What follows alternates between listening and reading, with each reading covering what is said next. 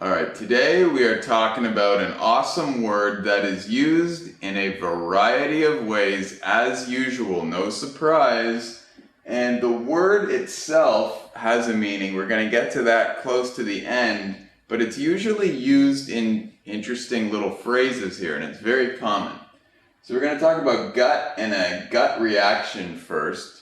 Your gut reaction is your first feeling, it's your instinct. So imagine for a second that you hear some weird story and you don't know what happened. Just for example, there's an old lady down the street, just could be any example, but this old lady down the street, you hear that somebody killed her for some weird reason, she died, someone murdered this poor old woman, and maybe your gut reaction, you're thinking, who did it? I wonder who did it, and you have no idea. All you know is someone killed her.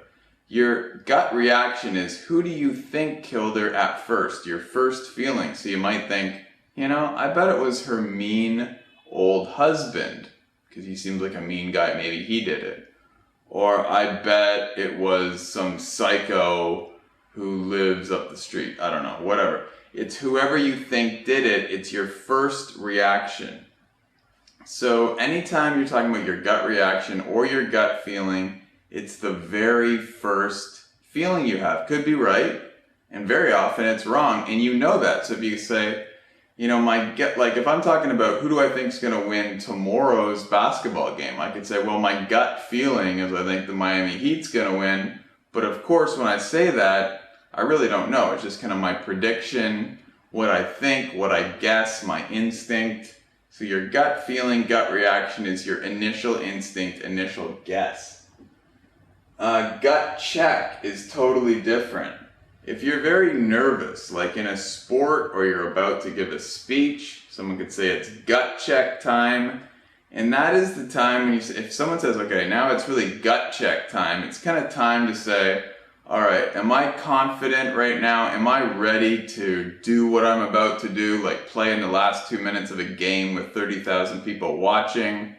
Can I give a speech in front of TV or in front of thousands of people? Anything that's going to make you nervous, where you might choke and you might perform poorly due to the nerves, you're feeling nervous, that's gut check time. If you can make yourself confident and do it, I guess you did well with gut check time. But that moment, that point in time where you're saying, can I do this or not? And you're trying to pump yourself up to do it. That's gut check time. All right, so now we're getting into the word gut.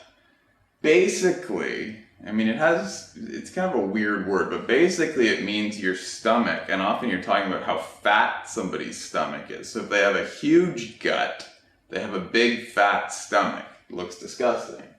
So someone that's got a really big stomach, they've got a huge gut.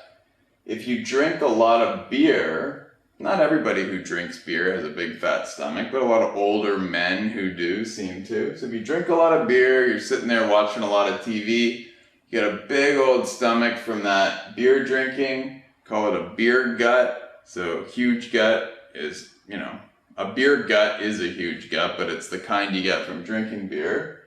And the last one is definitely the funniest one of all. I don't even think all native speakers know this one, but friends of mine used it. It's kind of a hilarious one. It's if you get really fat and you get gut butt. Now that is, you got a big stomach and a really big butt. So you can imagine someone's shape. I'm a terrible drawer, but so this person, they got a huge stomach in the front and like a huge butt. So I can't even draw this thing, but just imagine a big stomach. I don't even know what I'm doing on that, but huge stomach, huge butt at the back. So it kind of looks like the disgusting S. So that's someone that's got gut butt. If you tell anyone they've got that, they're going to be pretty embarrassed. They probably already know, but they might not know the term. So anyway, good lessons there. I'm going to write them all on the site, learnenglish232.com. We'll see you there.